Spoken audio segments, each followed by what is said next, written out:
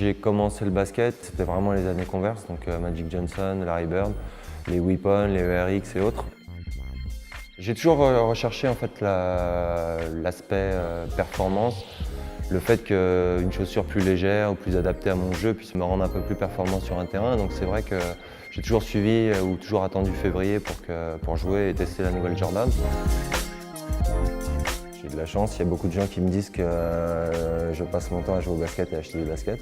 C'est un petit peu réducteur, mais c'est effectivement pas assez plaisant. En 2001, j'ai rencontré, via mes réseaux, ou via toujours les chaussures, ou via ma passion, j'ai rencontré une personne qui s'appelle Steve Mulholland. Donc on s'est associés, on a créé un magazine papier donc, qui s'appelle Soul Collector. Donc là, vous voyez, c'est effectivement tu peux voir le premier numéro. Donc, qui était fait effectivement uniquement avec des photos glanées avec des chaussures qu'on peut retrouver ici. Donc je partais assez fréquemment aux États-Unis avec mes chaussures, on les shootait et puis ça permettait d'avoir un support papier un peu qualitatif. Un incontournable, ça serait la Jordan 11.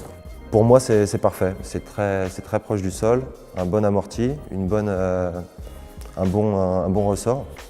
Très léger, enfin, voilà. Pour moi c'est une des meilleures chaussures.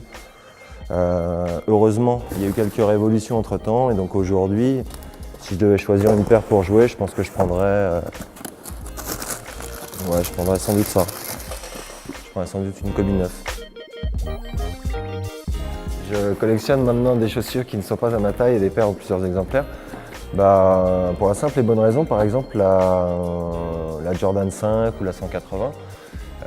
N'a pas été réédité avant plusieurs années, pour pas dire dizaines d'années. Donc quand j'ai la chance ou quand il y a une rétro qui me plaît, si je le peux, je la prends plusieurs exemplaires. Déjà, il y en a une forcément que je vais tuer sur les terrains de basket. Donc d'en avoir une, deux et puis éventuellement, idéalement trois à garder pour le jour où je vais en mettre une paire neuve.